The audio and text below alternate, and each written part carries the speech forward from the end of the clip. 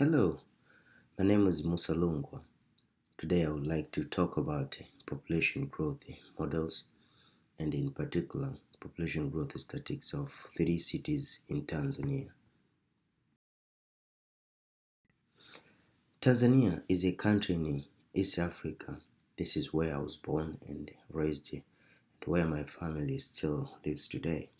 It's a beautiful country with amazing animals and welcoming people. However, my country is continually trying to figure out how to best grow and develop into a stable, economically secure country.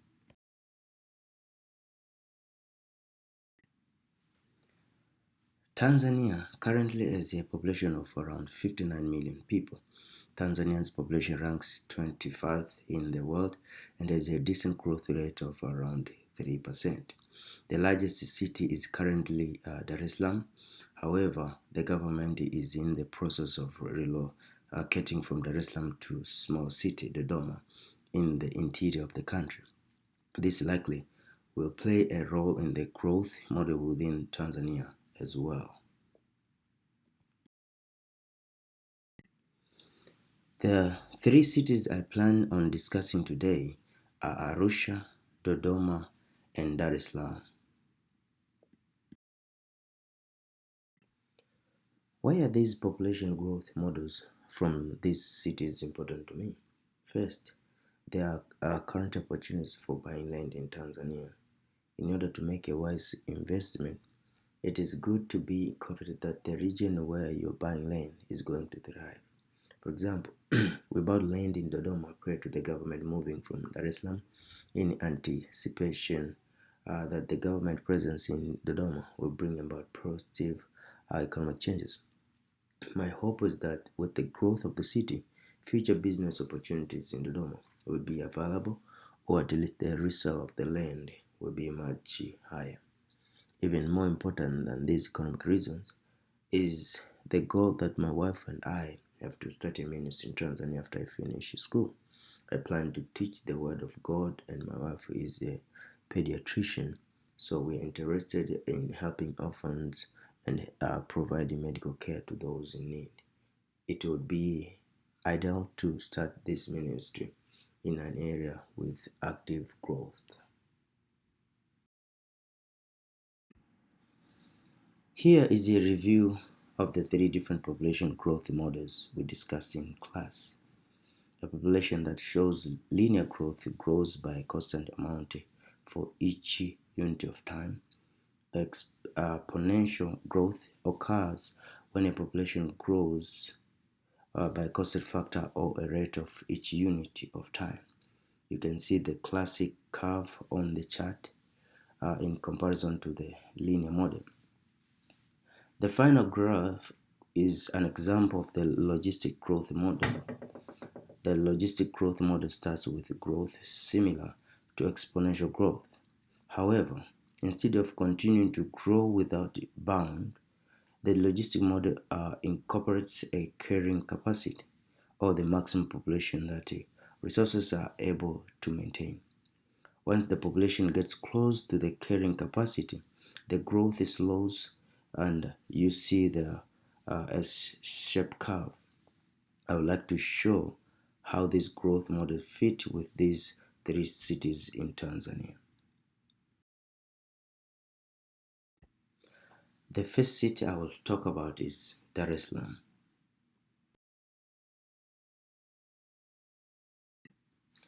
Dar es Salaam is the largest city in Tanzania and East Africa. It was the capital of Tanzania until 1974. Dar es Salaam is the third fastest growing city in Africa and the ninth fastest growing city in the world.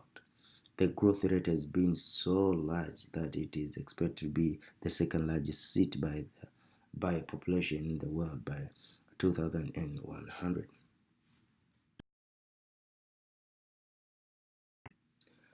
I was able to find population data for Dar es Salaam going all the way back to 1950.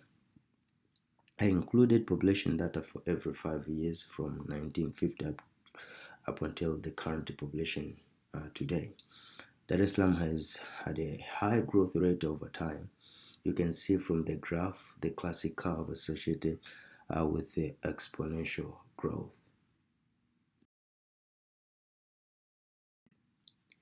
The population growth of Dar es Salaam seems to fit best with an exponential growth model.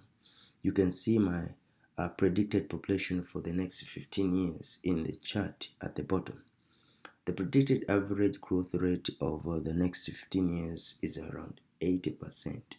Overall, the data indicates that Dar es Salaam is a city with a remarkable growth. The next city we'll talk about is Arusha. Arusha is a major international diplomatic hub of Tanzania. It's a very common place to hold international business meetings. Arusha is also a popular tourist destination as it is close to Mount Kilimanjaro and the national parks with the safari tours. Arusha is among one of the most developed regions in Tanzania. Similar to Dar es Salaam, I was able to find population data going back to 1950. I plotted the population for every 5 years between 1950 and now. You can see that the growth rate has significantly tapered off over time, and the graph shows somewhat of an S shape.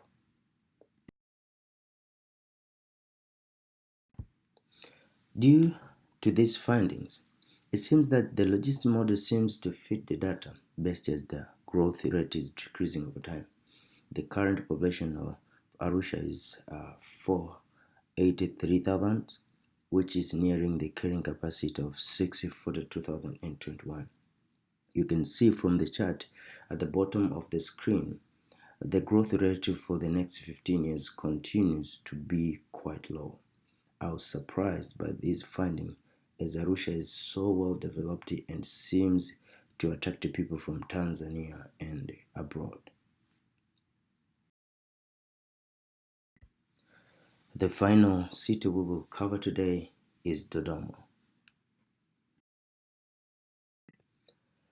Dodoma is at the geographic center of Tanzania. It has formerly been the capital of Tanzania since 1974, but the government has stayed in Dar es Salaam until recently when they began to move their operations to Dodoma in 2017. This has been a gradual process over the last 2 years, but is coming to completion. The President of Tanzania just relocated in Dodoma in October 2019. I wanted to include Dodoma in this study because this transition of the government to the region is such a big change for the region and Tanzania in general. However, population data was very difficult to find on Dodoma. I was only able to find 4 different population points from 1988 to 2017. Based off of this data, you can see that the population of Dodoma has historically followed a linear model.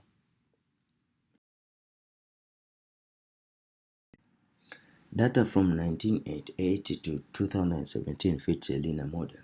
I was hoping to find population data from 2019, but it seems that there's nothing published yet. I do think there is likely has been an exponential increase in population in the last 2 years since the government moved to Dodoma. My uncle has a PhD in urban planning and is a professor at the University in Dar es Salaam.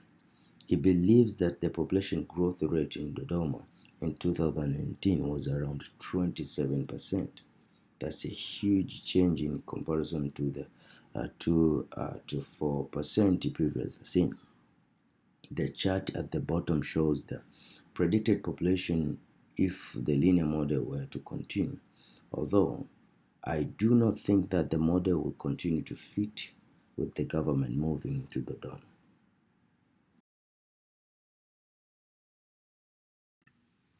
In conclusion, you can see that different cities within Tanzania follow different population growth models. I was surprised that the three cities I choose to study just happen to show three different models of growth. Currently, Dar es Salaam shows the greatest potential for growth and development with the highest growth rates. However, I suspect that Dodoma will work show faster growth as well. It will be interesting to follow this data as it is released in the future. Overall, population growth models are not the only factor to consider when planning for business or ministry endeavors, but they are helpful when you are considering different locations for investment or future projects.